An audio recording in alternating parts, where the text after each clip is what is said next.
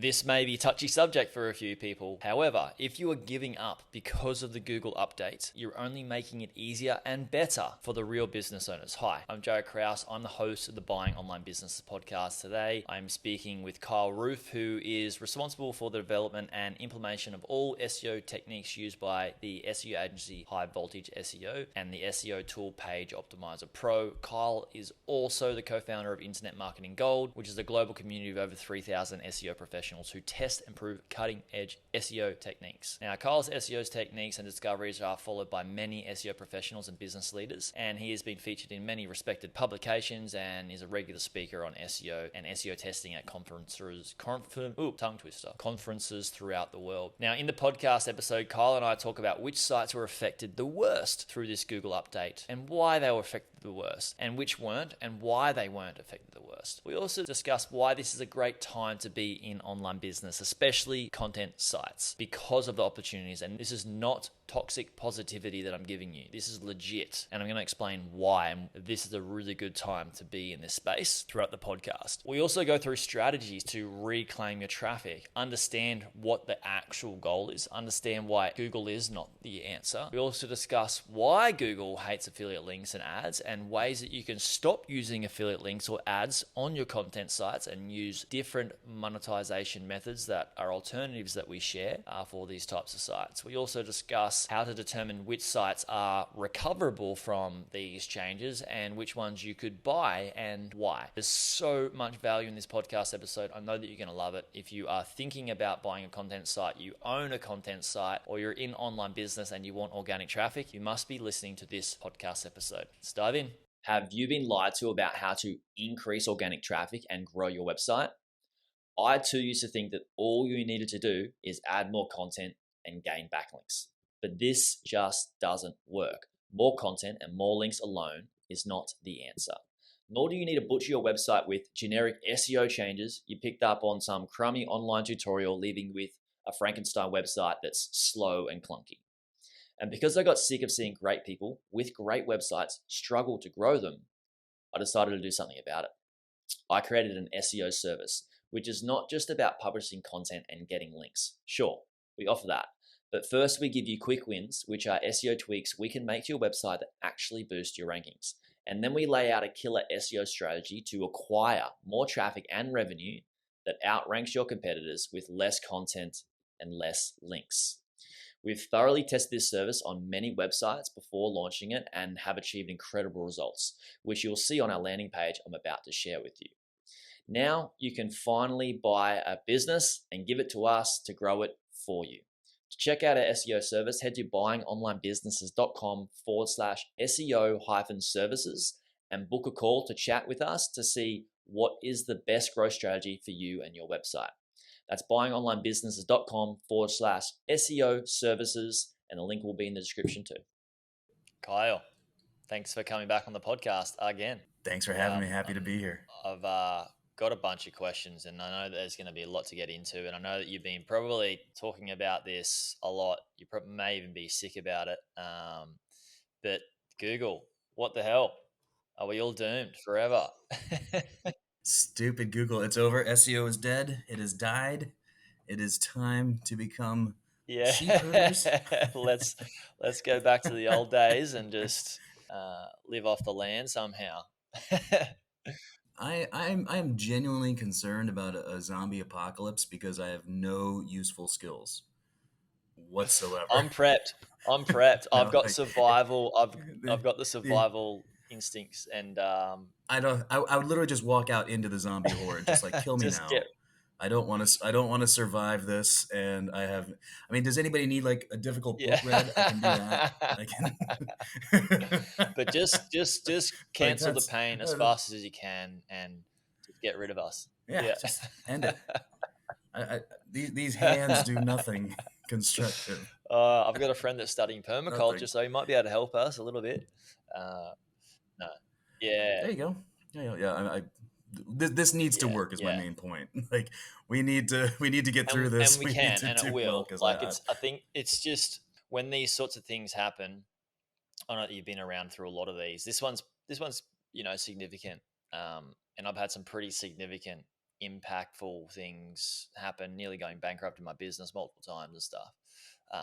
This business, different businesses, and it creates resilience.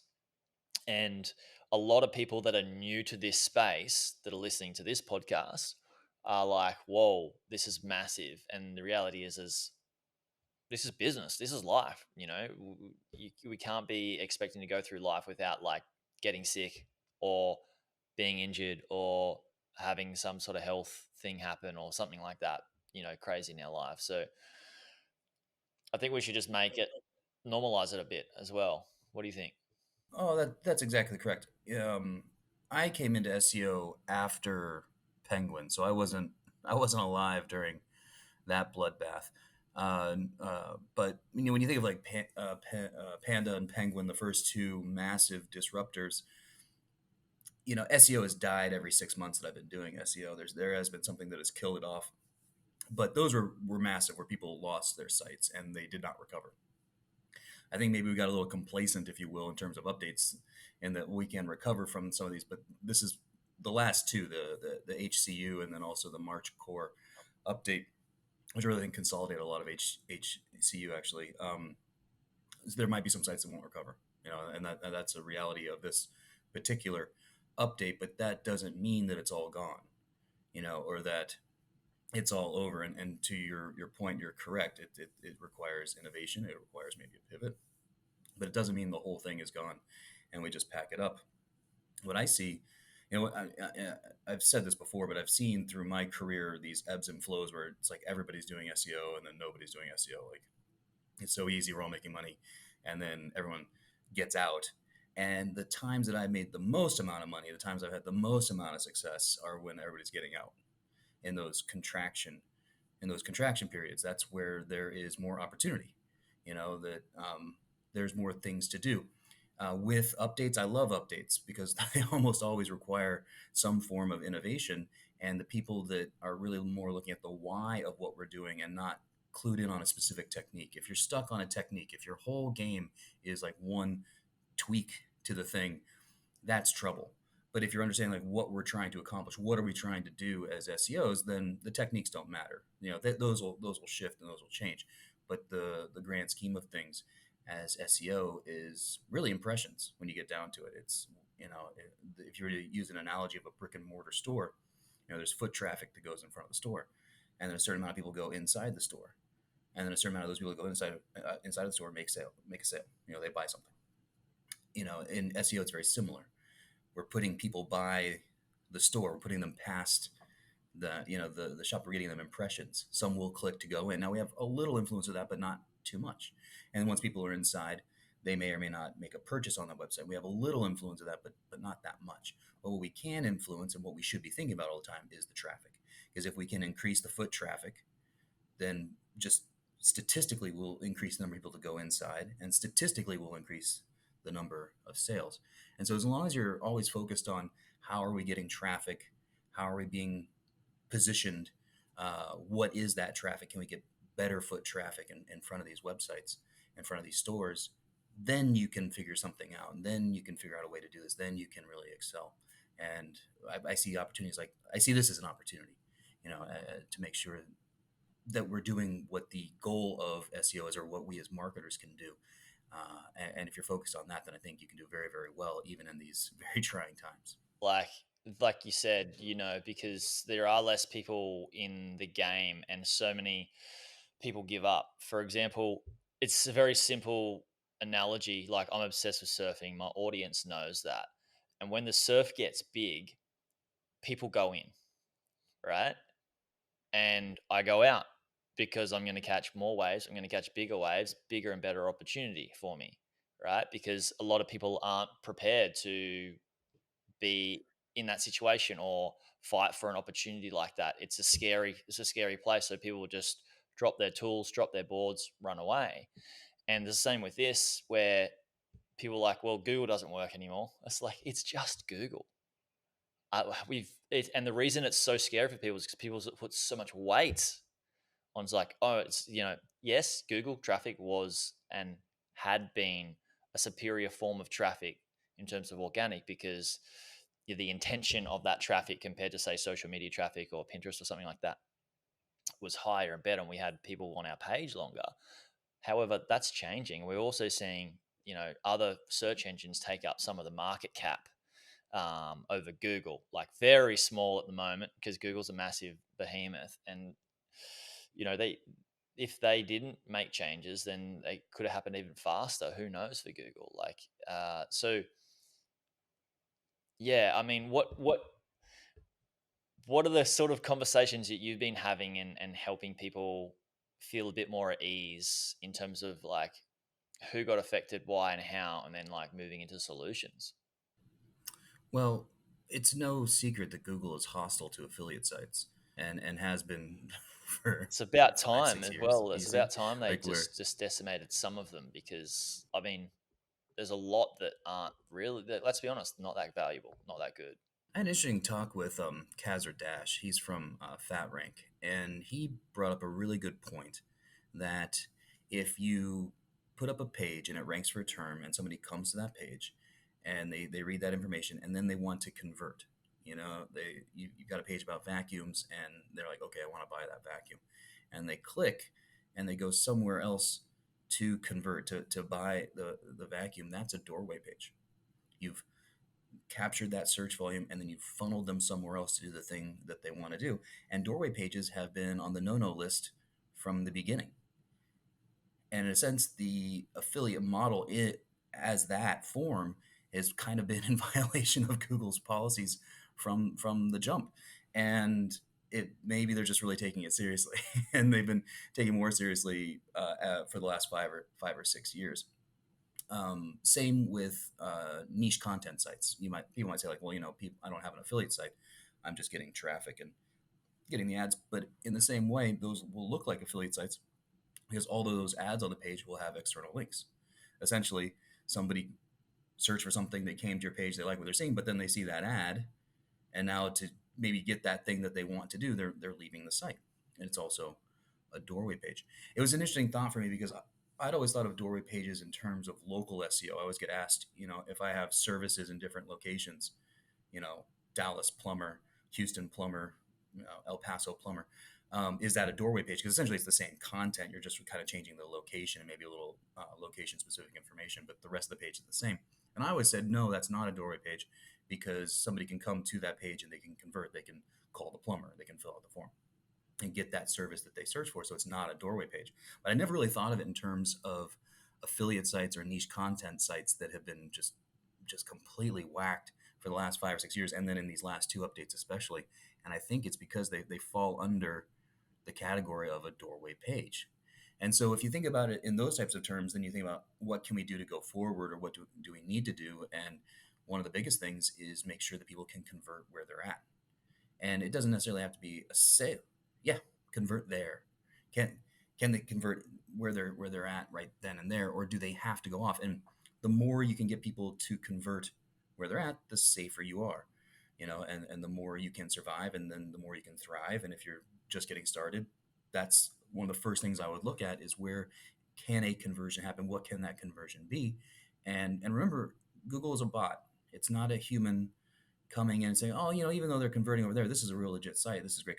I'm a better person for having read this information. Like Google's not going through that mental process. It's a bot saying, is this a good user experience? If somebody comes here, are they going to have a good user experience? And if the vast majority of that good experience actually happens off the site, good experience in this case defined as a conversion, then that's going to be problematic for a bot. And so anything that I could do to keep the conversion on the site would be a step one. And if you cannot, that might be a niche I would avoid.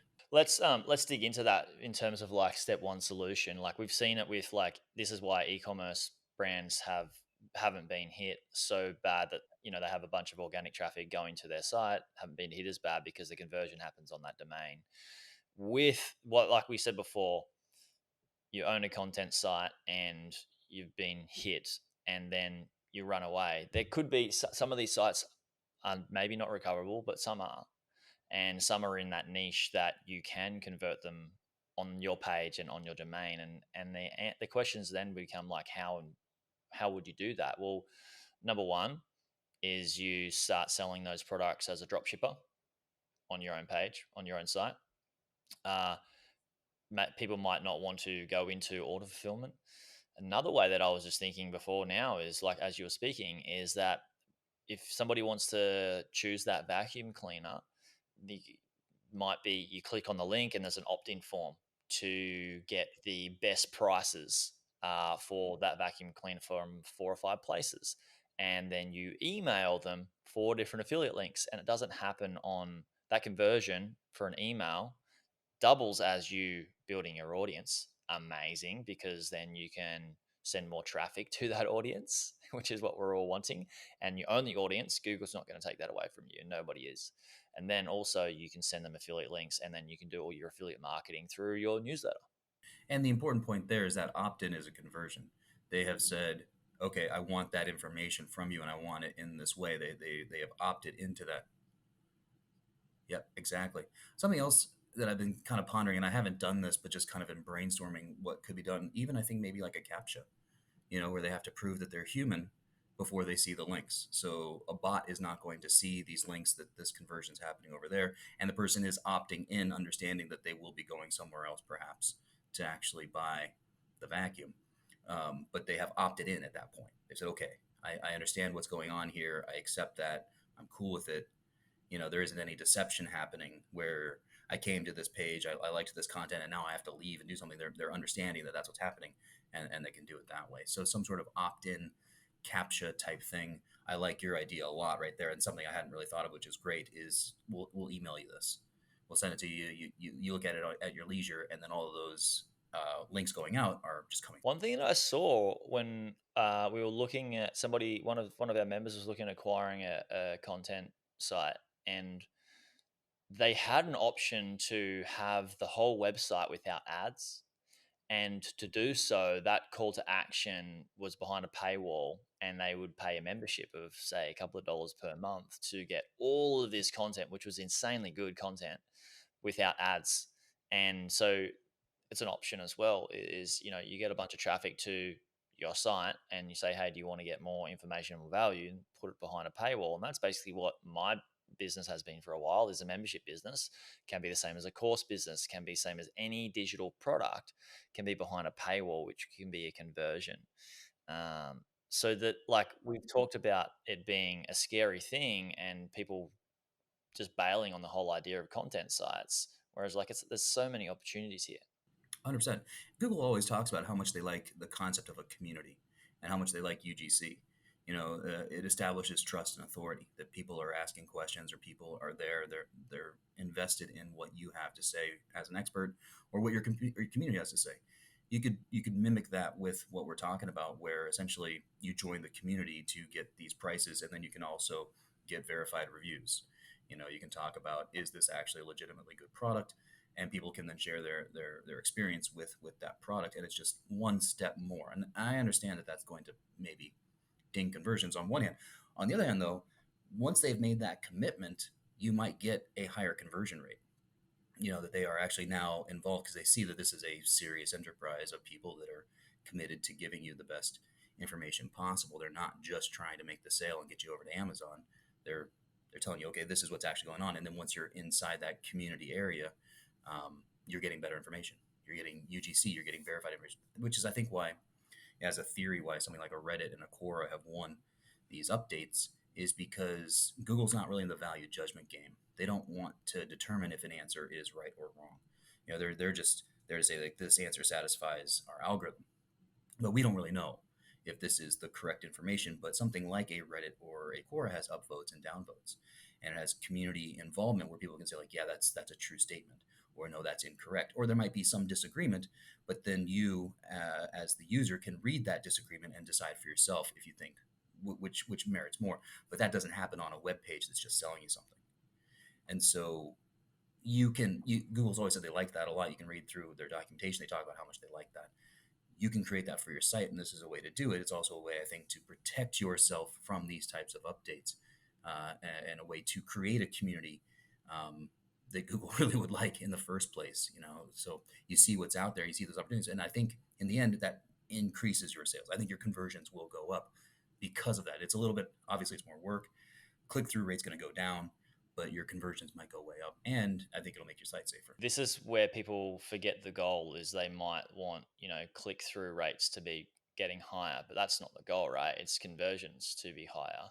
And that's same in like all traffic and including with the e-commerce space. Now, with this, like you mentioned, Google's this is the problem. This is the biggest problem is that people have just made their whole content site about Google. And that is a problem. It's a huge problem. That's why so many people are suffering. And we say that like we could do this. We could create user generated content for Google, and it will be better for Google. Yes, but what's more important than Google? Us human beings. I've been saying it for a long time. If I think about this in terms of the vacuum cleaner, and I have a site that's on vacuum cleaners, and for all different types of surfaces, vacuum cleaners for all different types of surfaces, all different places. I could go away and create an article or a piece of content that promoted people to share their feedback on the best stick vacuum cleaner for carpet, this type of carpet. I would write a piece of content on maybe two or three of these and then share it and then have people rip them apart or offer suggestions and alternatives. And with that user generated content, yeah, cool. It can be great for Google. But what's more important than Google is us. And if I'm choosing to buy a vacuum cleaner, that is going to be a far better piece of content to go through or page to go through than, yeah, here's just 4 vacuum cleaners that I just found on Amazon. Right? Like we're optimizing for And people. then had an AI write the content for it, and I that have AI no doesn't even know what idea. a vacuum Yeah. is.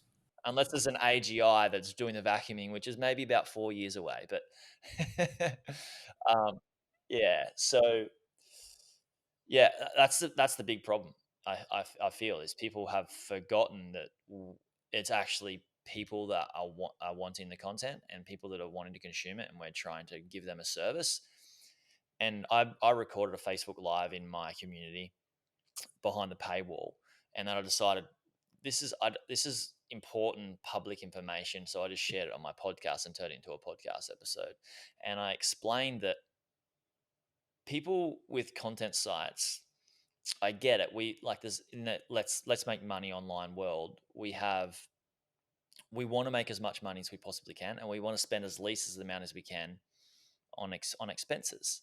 And the reality is that that's what most businesses do. However, what the best businesses do is they don't compromise on quality.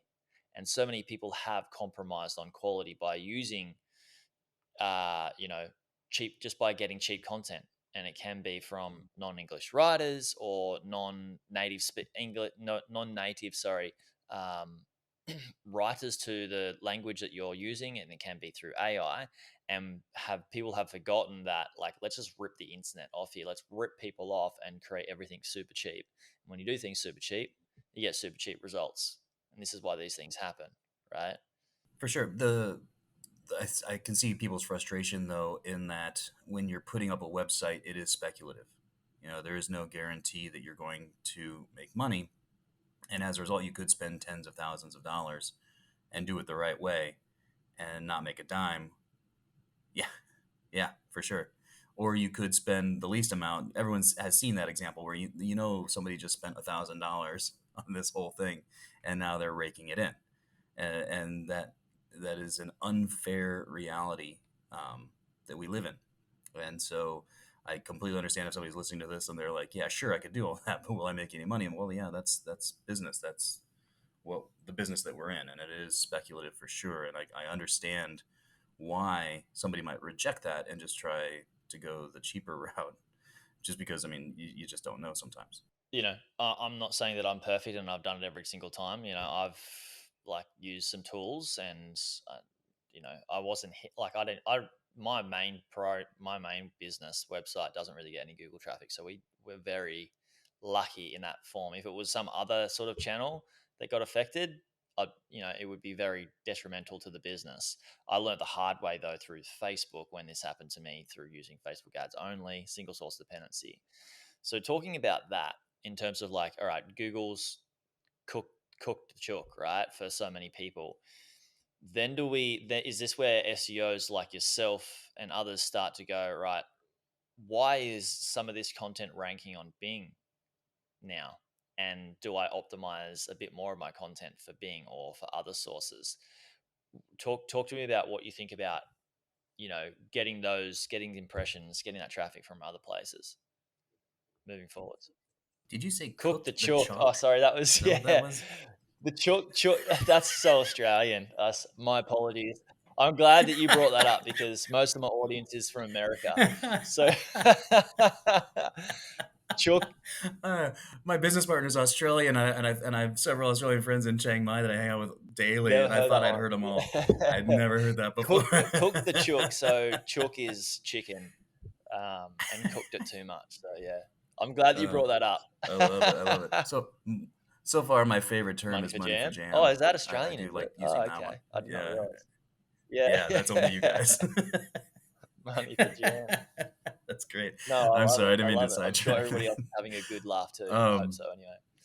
so, um, I think I have two thoughts. Thought number one is, and you mentioned single source dependency, and it is so the siren song of one thing that works is really easy to listen to and get sucked into, where you're like, you know what, the majority of my conversions are happening from this source. I should just go all in on this source.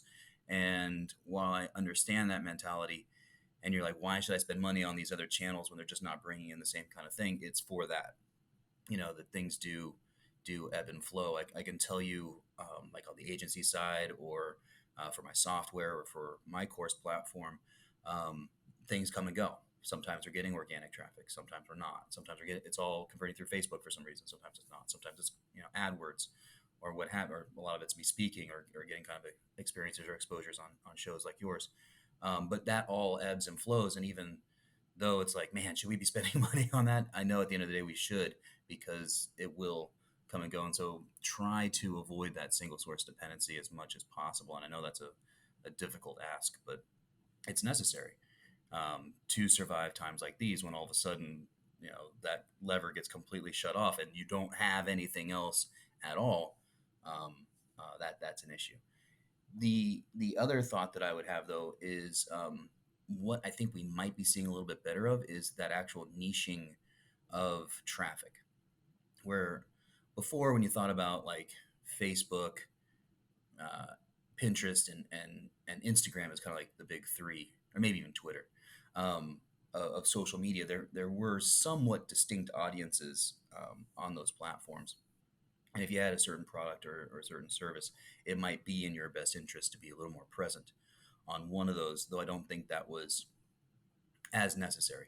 I think as more platforms come out and more traffic is diverted, and people are doing different types of searches on those platforms for the information they want, it could be in your interest to really niche down into some of those, and say, like, my audience is on TikTok, or my audience is in Pinterest, and really reevaluate where your people might be, and get in front of them in a way that isn't the same as an organic result, where you are communicating them with on a level, in terms that they like, and in a style that they like, because people who are on those different platforms like to consume content in a slightly different way. A lot of it is repurposable for sure, but you might want to think a little bit more about where my audience is on a daily basis, and how I can meet them there on their terms, in a way that is comfortable for them, in a way that they enjoy taking in content and consuming content. And then I think it's an opportunity. You know, the more that these platforms can peel off, the better it is for us then to identify my people are here, and I can get in front of them in this way. The way I think about an article, and a really good article that maybe you put like $1,000 into, with the research, and it's written by somebody that's got the EEAT, and it's just perfect. It's written in the language of your audience, like the lingo and the terminology, right? And using terms like cook the chalk and stuff like that for the Australians. If it's written in that long format, then you've got this great piece of content that is a long form piece of content which is what we do. If you think about it with all podcasters create long form pieces of content and they're done, right? And then that gets repurposed into different formats, like what we do on Facebook, Instagram, TikTok, YouTube, and all that sort of stuff. We take little pieces of it, reformat it, and then we take people from that, junk, I would say, junk sort of attention format on socials to get them from the short attention span to the longer form content, use it as a gateway to get them to our website. But you can also take it from short form onto the email list to then eventually give them better longer form pieces of content from the email list. And you're really building a fort, an ecosystem, a business with a moat, right? That versus reliant on just Google. And I get it. Like Google had the best traffic because it was people who were searching for that actual certain term. It's intentional marketing versus social media, and those sorts of formats are disruption marketing. But you can actually get people at a time in their life where it's like, oh, this I actually need this vacuum cleaner, right? I just bought this new place and it's way bigger. I need a better vacuum cleaner. So yeah, that's those other sources are important. What sort of other are you seeing people changing things for on their sites and their long form content in terms of articles or SEO for different search engines, or maybe even like ChatGPT that has slowly started to put links into their results in terms of proof of where they got the data from? Have you seen? That's exactly the example I was gonna give is how do you show up in Chat GPT search? Yeah. Um, a lot of the people that I know that don't use English as their don't have English as in their first language, but they work in English and they communicate in English, really like using ChatGPT for search. Um, and these are SEOs as well, like not just normies. Um, they like the results that they get. They like, and it's It's faster. very hard data So how do driven, you and it show up? gives you the information without any Yeah, emotion, and it's just straight to the point, which is yeah. very good. And it's It's easy. I think it's rich. easy to Yeah. consume. If you're reading in your second language. That's not an easy thing, even Yeah, if if you you're don't fluent. understand the term cook the chook, then And I you're think just going to be confused the whole time. exactly, you're done. You're done. An Australian version of Yeah, I ChatGPT would be think so. amazing. By the way, um, why haven't Yeah, they given us this yet? let's create one of Um, those. it's Yeah, just it's Bogan Bogan, GPT Bogan and just GPT. like Yeah, go all in. Bogan I don't AI, know. Bogan AI. Let's get that Um, domain. Yeah, he's actually, Kyle's already got it. um, Bogan.ai is mine. Um, no, so and also the answers are structured in a very nice way to read. And how the information is presented. It's a very nice way to and an easy way to digest. So how do you show up in that search? And well, we know that they're using Bing when they're searching for that information. They're going right to Bing, which means you need to show up in Bing in order to show up in those search results. So yeah, what I would start doing is I would start looking at my pages and saying like, how do I rank in Bing for these very important terms? Knowing, especially if your audience might be somebody that's using ChatGPT. If your audience is 55 plus, it's unlikely that they're using ChatGPT for any kind of search, and they're probably still using Facebook and Google. But the younger the audience, the more likely they are, more comfortable they are to use something like ChatGPT or any of the other tools that are just built off of that and using that search function. But that means that all those things are coming from Bing, and that's an opportunity right there. Like, am I showing up high enough in Bing to show up in ChatGPT and its search function? So that's a huge opportunity. That's something that would definitely get on, and it's only going to grow, I would think.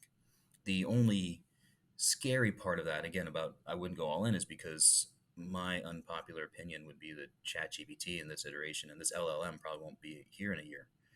Um, Now they might still be using Bing, so again, it still could be worthwhile, but you need to be careful about going all in on something like that because I think the language models that they're using now can only go so far, and there will be something bigger and better, and that will be soon. But that goes back to kind of my earliest point: is the techniques might change, slightly, but you need to be cognizant of the why, what we're trying to accomplish, and then I think you can fit in any particular technique, and we can excel just as long as you're keeping your eye on the macro and using the micro in the moment. So keep big picture, but then figure out what that big picture is and what the tools we have. Which you're just like highlighting what the problem is, that people have forgotten what your actual goal is, and then gone and then got hyper focused on Google and thought the goal was like, let's just optimize just for Google.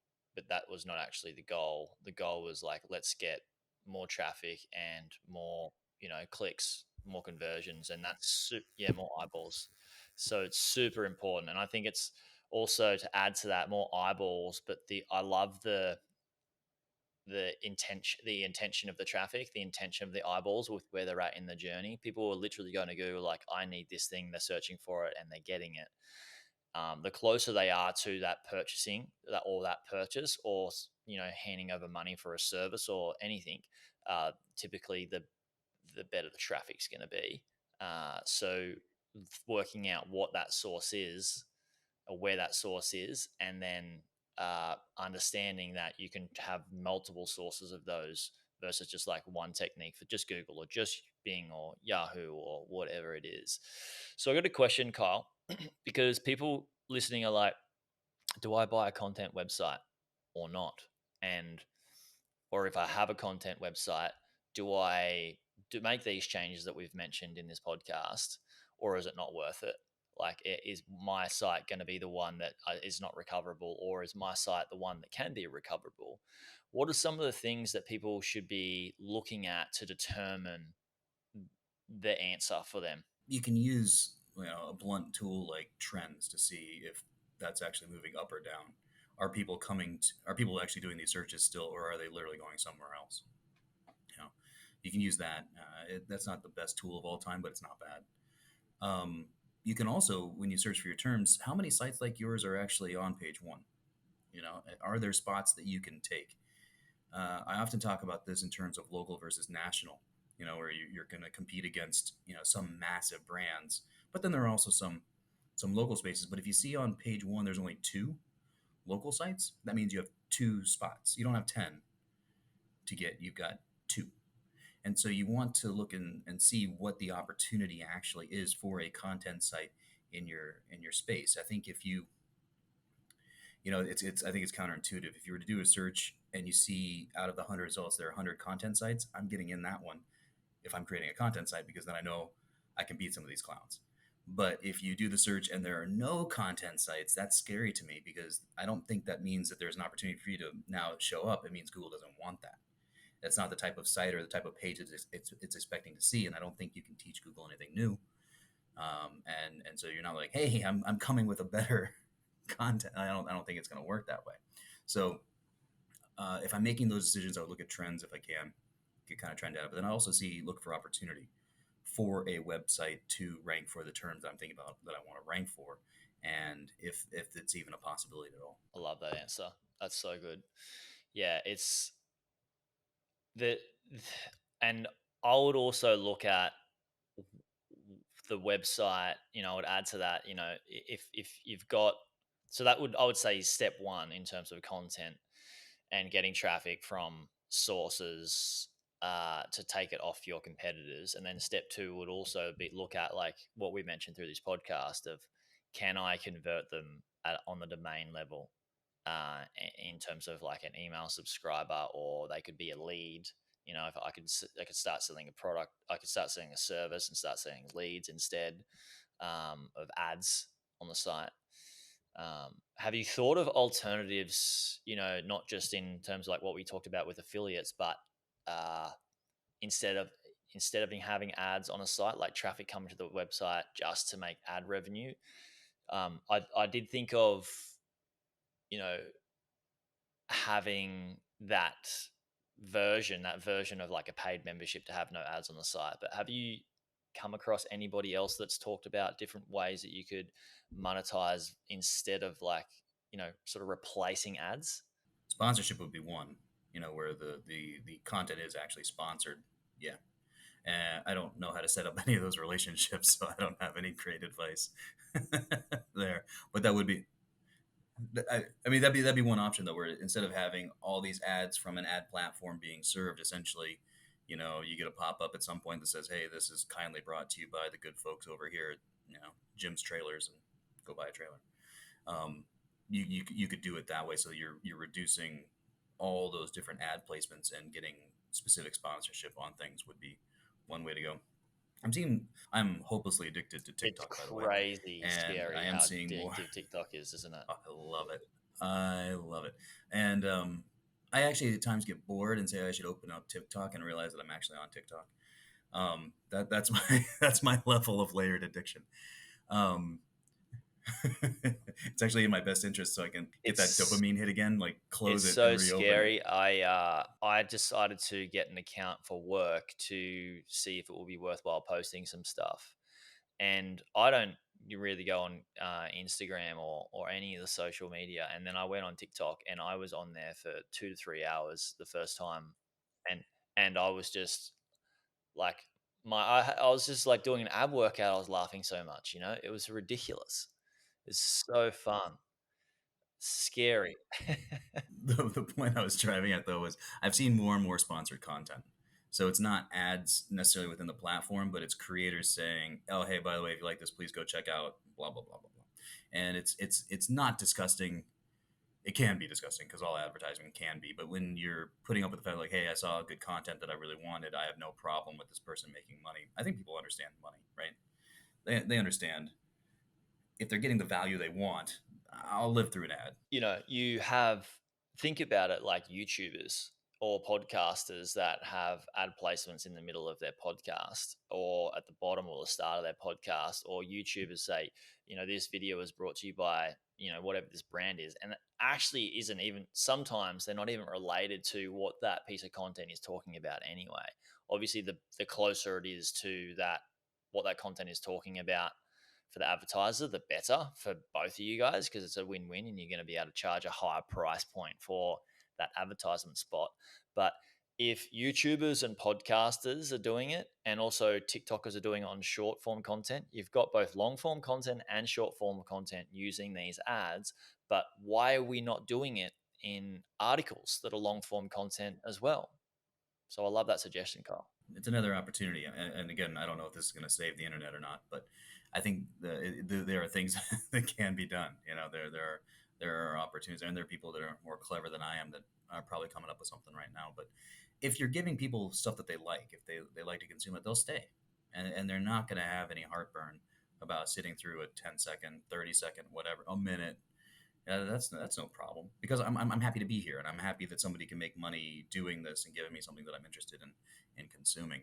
Uh, I think most people will be fine with that. I think the goal, and it has been for me always in all my businesses, life, is that with these businesses that people are owning and we are owning content sites, our goal should be to help the person and the traffic that's coming to the site and make their life better.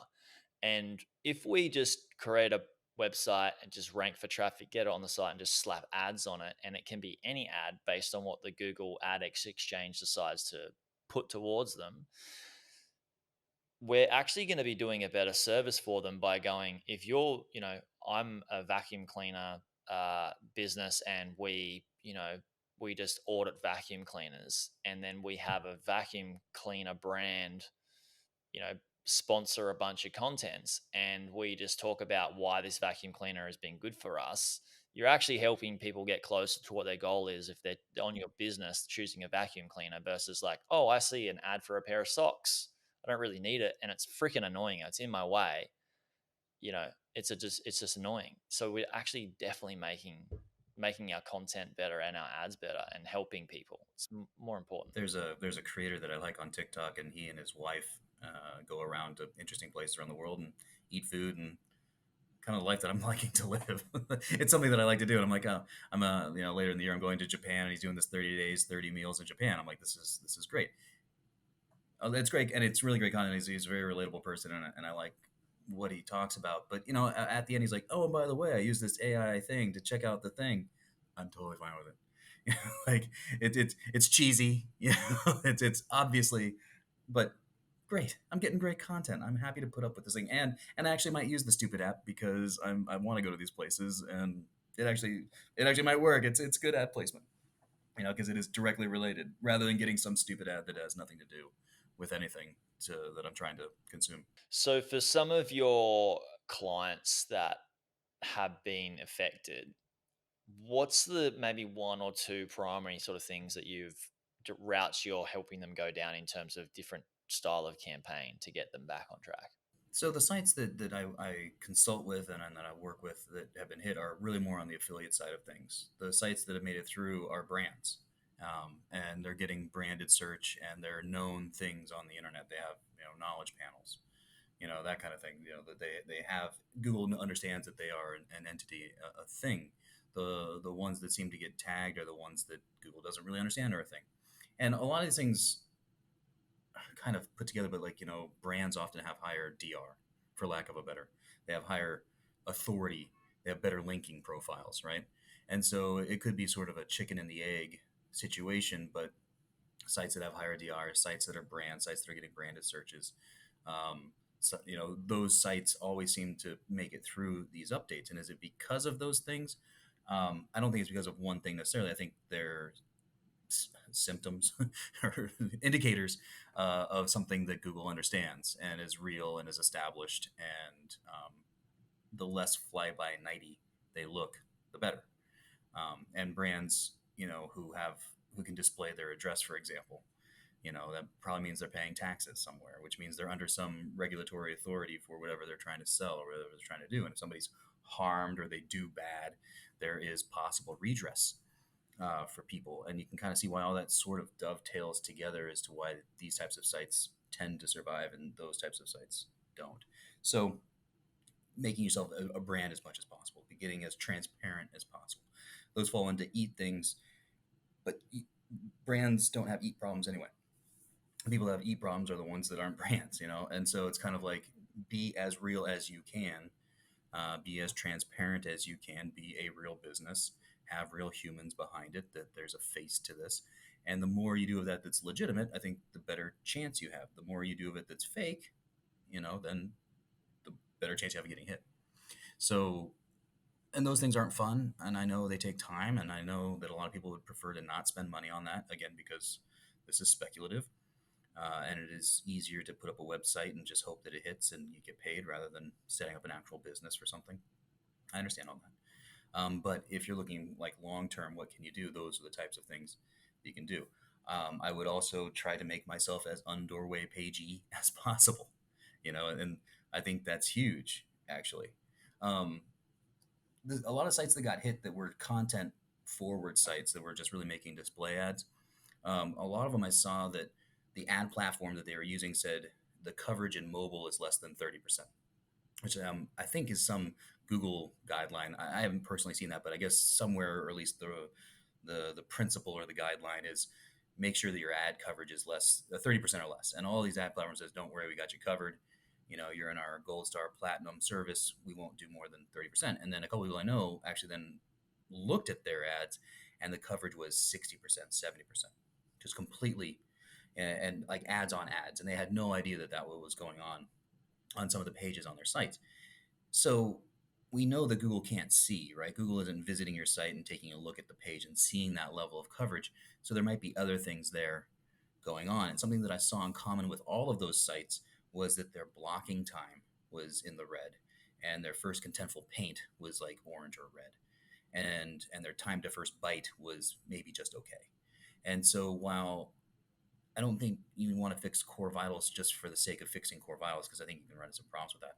You could give indicators that you have too much coverage on your page by having blocking time in the red and having first contentful paint in the orange or red, because that's when people can actually interact with your content. And if it's covered in ads, they won't be able to interact with the content. So it's not that Google is saying like it's the ad coverage itself, but the thing that a bot might be able to look at would be those technical issues. So you want pages to load quickly but that doesn't have to be like lightning, but it has to be decent. And I think even if you're not running ads like that, I would make sure that those basic technical things are at least in the normal good Sure. kind of an area for that user Also, experience. you could see how users would get frustrated with that, and it would cause a lower time on page without being able to go through the content, easily. I have definitely seen this on a recipe site myself, where I'm like trying to like find the recipe, and it's like half under an ad, and as I scroll the ads, like there's like 2 or 3 ingredients that I can't see, and I was like, this is just ridiculous. What, find me another recipe, and I go to another recipe site, and then they get my attention and my time on page because it's. The recipe's right there. And you didn't have to wade through like the history of Italy to get to the pasta recipe. I love that when it's like the history of this and that, the controversy. I just need the goddamn recipe. Every single person is going there for like, give me the ingredients and then give me the directions, and then if I think this is great pasta, then yeah, like let's understand the history of how pastas. But in the meantime, though, you saw 4 ads before you even get to And you got to the play content Tetris itself with that your you actually phone really to get wanted. it at the right, thing on the scroll to see it. It's crazy. Yeah. That's the worst one. Also, you're Yeah. taking it like turning it over. Yeah. Zooming in on a mobile phone, But yeah, like so like it's not back in the day, trying to, yeah, stupid. the point though is that it's not the ads, right? It's not that you have the ads. It's that um, it's not that you had the ads. It's that the blocking time was bad. They could see that the symptom of that was bad. That was the issue. Or I think that's how they can find that issue without having to do a lot of processing power and say like, look, this is just prima facie unhelpful because we can see that these metrics are terrible. You know what I mean? So like don't get lost in the, oh, it's the ads, and if I just fix the ads, that's the issue. It's these other things that indicate these problems that you want to be aware of. Love it. Kyle, thank you so much for coming on and chatting. It's been a pleasure. It's been fun as always, and looking forward to doing another one time with you again. Yeah, Anytime. Kyle. Thanks for having me. Hey YouTube watcher, if you thought that video was good, you should check out this video here on the 2 best types of websites beginners should buy. Or check out my playlist on how I made my first 100K from buying websites and how to do due diligence. Check it out. It's an awesome playlist. You'll enjoy it.